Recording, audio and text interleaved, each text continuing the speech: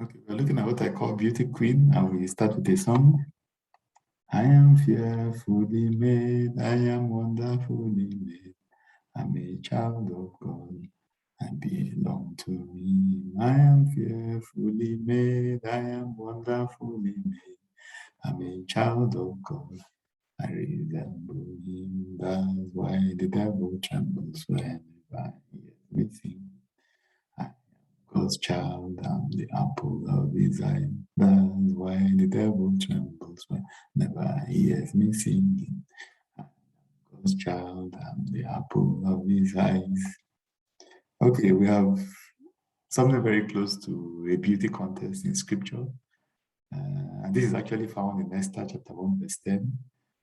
When the king commanded that the queen be brought, you see this in verse 11, to bring Queen Vashti before the king, wearing a royal crown in order to show her beauty to the people and the officials, for she was beautiful to behold. So he wanted to show off, his beautiful queen, but of course she refused.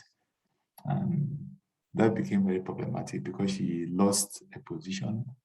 And then there was now a search for a new queen. And we take it from Esther chapter 2, verse 2. Then the king's servants who attended him, saying, let beautiful young virgins be brought to the king, and let the king appoint officers in all the provinces of his kingdom, that they may gather all the beautiful young virgins to Shushan the citadel, in the women's quarters, under the custody of Hegai the king's eunuch, custodian of the women, and let beauty preparations be given them. Then let the young woman who pleases the king be queen instead of Vashti. I know people have used this particular book of the Bible to justify participation in beauty pageant, but I doubt if this, there is no doubt about beauty treatment, because even verse 12 says, according to the regulations for the women, 6 months with oil of myrrh and 6 months with perfumes and preparations for beautifying women. You can,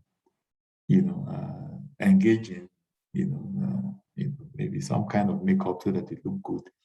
But I don't know whether the skimpy dressing, whether we can use this particular scripture to justify the skimpy dressing that is used in today's page. And I know even the Me Too movement is beginning to have issues with that, because it talks about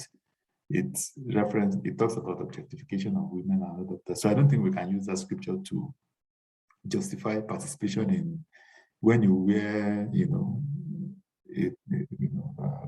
clothes, lingerie that is barely there.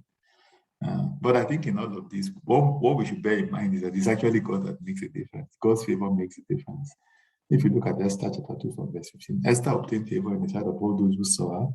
So all the other ladies went in, but the king never crowned any of them. So Esther was taken to King Ahasuerus in his royal palace in the 10th month, which is the month of Tebet, in the 7th year of his reign.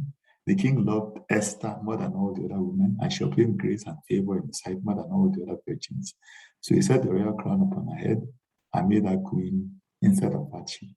This is still about, just beauty, but I think the king saw more in Esther than just the fact that she was good looking. And I think this is actually what is key. It's God's favor that actually makes a difference. It's not the good looks, it's not by power, it's not by